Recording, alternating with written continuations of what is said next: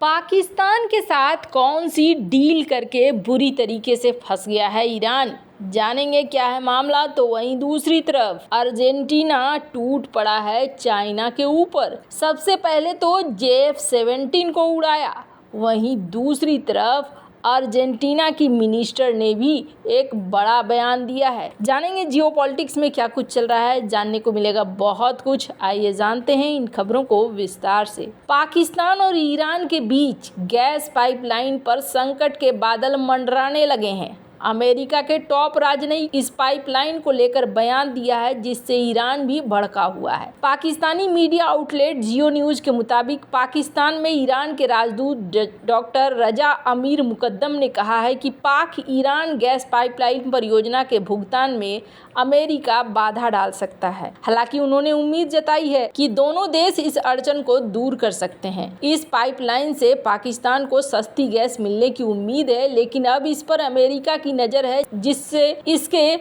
इस प्रोजेक्ट के धरातल पर उतरने के आसार कम नजर आ रहे हैं। अमेरिका के टॉप राजनयिक के बयान के बाद ऐसा लगता है कि व्हाइट हाउस इस प्रोजेक्ट के जरिए ईरान को मिलने वाले फंड पर रोक लगाने की सोच रहा है। अमेरिका के दक्षिण और मध्य एशियाई मामलों के सहायक सचिव डोनाल्ड लू ने शुक्रवार को गैस पाइपलाइन परियोजना के फिर से शुरू होने को लेकर चिंता जाहिर की थी। लू ने कहा था, ईमानदारी से कहूं तो मुझे नहीं पता ऐसी परियोजना के लिए फंड कहां से आएगा। मुझे नहीं लगता है कि कोई अंतर्राष्ट्रीय दानदाता इस तरह के प्रयास को फंड करने में रुचि लेंगे। उन्होंने आगे कहा कि हमने पाकिस्तान सरकार से अमेरिकी प्रतिबंधों में छूट की कोई इच्छा नहीं सुनी है, जो निश्चित रूप से ऐसी किसी परियोजना के परिणाम स्वरूप होगी। अमेरिका ने ईरान के साथ व्यापार को लेकर कई तरह के प्रतिबंध लगा रखे हैं। अब कंगाल पाकिस्तान का ज्यादातर खर्च अमेरिकी और IMF जैसी संस्थाओं के मदद से ही चलता है। ऐसे में उसके लिए अमेरिकी प्रतिबंधों को दरकिनार करके ईरान से डील को बढ़ाना देश को मुश्किल करने वाला होगा।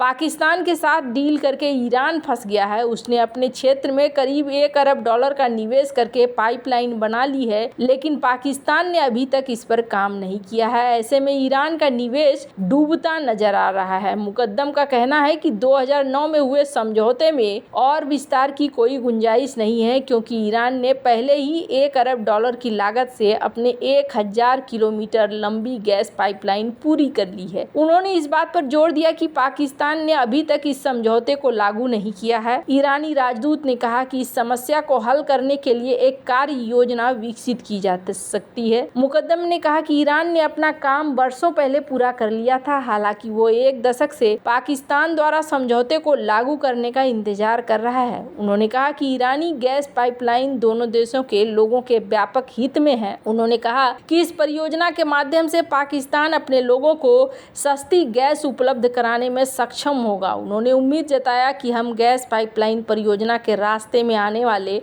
बाधाओं को दूर करेंगे, पर ऐसा लगता नहीं है कि बाधाओं को दूर कर पाएगा। खैर, जहां एक तरफ ये सब कुछ हो रहा है, तो वहीं अर्जेंटीना ने चीन को बहुत बड़ा झटका देते हुए अमेरिकी मूल का second hand F-16 fighter jet खरीदने का फैसला किया है। और रिपोर्ट है कि उसने चीन के 5th generation fighter jet JF-17 thunder block की खरीद को खारिज कर दिया है। JF-17 थंडर ब्लॉक डील का फेल होना अफ्रीकी देशों में मिला चीन को बहुत बड़ा झटका है, क्योंकि अफ्रीकी देशों में डिफेंस कारोबार फैलाने के लिए अमेरिका के साथ साथ चीन और भारत जैसे देश भी लगातार कोशिश कर रहे हैं। और अर्जेंटीना ने डेनमार्क से अमेरिकी second hand F-16 fighter jet खरीदने का फैसला लिया है। अमेरिका के लिए चीनी सौदे का फेल हो जाना खून भरी खबर है, क्योंकि अमेरिका हरगिज नहीं चाहता था कि चीनी फाइटर जेट उसके बैकयार्ड में उड़ान भरे, जबकि बीजिंग भी विकासशील और वैश्विक दक्षिण देशों को सैन्य बिक्री हासिल करके खुद को पश्चिमी देशों के महंगे हथियारों के विकल्प के तौर पर पेश करने की कोशिश कर रहा था और अपनी एयर स्पेस टेक्नोलॉजी को साबित करना चाहता था। अर्जेंटीना में चीन को लगे इस जबरदस्त झटके की report defence platform social media user Maili Selvi ने दी, और उन्होंने कहा कि अमेरिका के सेकेंड हैंड फाइटर जेट को खुद अर्जेंटीना के राष्ट्रपति ने पसंद किया है। हालांकि अर्जेंटीना के अधिकारियों ने इस रिपोर्ट पर फिलहाल कोई ज्यादा जानकारी नहीं दी और कहा कि पूरी जानकारी अप्रैल महीने के अंत तक जारी की जाएगी, लेकिन उन्होंने इस रिपोर्ट को खारिज भी नहीं किया। इससे पहले इस सौदे के बारे में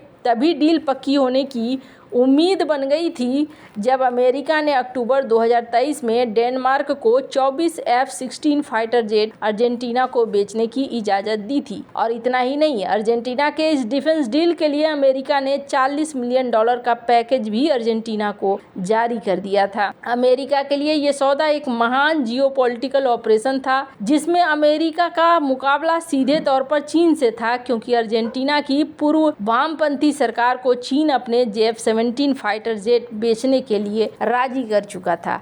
अर्जेंटीना के नए राष्ट्रपति जेवियर माइली ने नवंबर 2023 में ही संकेत दे दिया कि वो अमेरिकी फाइटर जेट खरीदने के पक्ष में है। इतना ही नहीं, राष्ट्रपति बनने के बाद जेवियर माइली ने चीन के खिलाफ कड़ी बयानबाजी भी की, जिससे दोनों देशों के संबंध तनावपूर्ण हो गए। इसके अलावा राष्ट्रपति जेवियर माइली के मुख्य विदेशी मामलों के सलाहकार डायना मोडिंगो ने ब्राजील, रूस, भारत, चीन, दक्षिण अफ्रीका सहित प्रमुख उभरते बाजारों के प्रति अर्जेंटीना के रुख में बदलाव की भी घोषणा की। चीन के साथ अर्जेंटीना के आर्थिक संबंध महत्वपूर्ण रहे हैं और पूर्वी वामपंथी सरकार के दौरान अर्जेंटीना में चीनी घुसपैठ काफी बढ़ चुकी थी। चीन अर्जेंटीना के दूसरे सबसे बड़े व्यापारिक भागीदार और कृषि प्रोडक्ट के लिए प्राथमिक निर्यात बाजार के रूप में रैंकिंग है। साल 2008 के बाद से अर्जेंटीना की पूर्व वामपंथी सरकार ने चीन से 9 बार अलग अलग कर्जे के कॉन्ट्रैक्ट किए हैं और $8.1 अरब का कर्जा लिया है। इसके अलावा अर्जेंटीना के ज़्यादातर डेवलपमेंट प्रोजेक्ट्स में चीनी विकास बैंक और निर्यात आयात बैंक ऑफ चाइना का पैसा लगा हुआ है। लेकिन चीनी कर्ज ने देश की अर्थव्यवस्था को बर्बाद कर दिया है और देश में महंगाई दर 50% से ज़्यादा है। अर्जेंटीना IMF प्रोग्राम के सहारे चल रहा है और अर्जेंटीना की करेंसी ध्वस्त हो चुकी है, जिसे ठीक करने के लिए अब नए राष्ट्रपति ने अर्जेंटीना की करेंसी को डॉलर में बदलने का फैसला लिया है।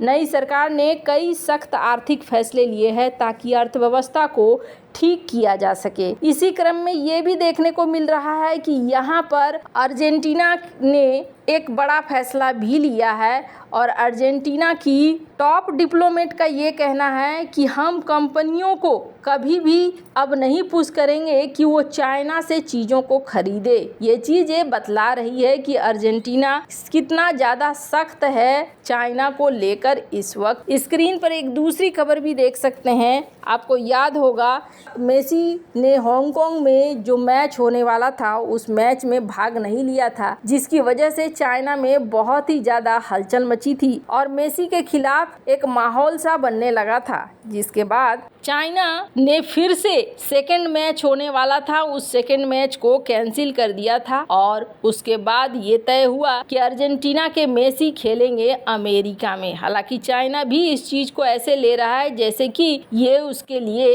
पर्सनल तौर पर मेसी ने जियोपॉलिटिकल हालात देखते हुए किए, जबकि मेसी का कहना है कि जी नहीं, वो एक संजोग भर था कि मैं फिट नहीं था, इसलिए मैं उस मैच में भाग नहीं ले सका और कोई बात नहीं थी। वैसे आपको क्या लगता है इन सब मामले में, आपकी क्या राय है, कमेंट कर जरूर बताएं। जल्द मिलते हैं अगले वीडियो में नई खबर के साथ।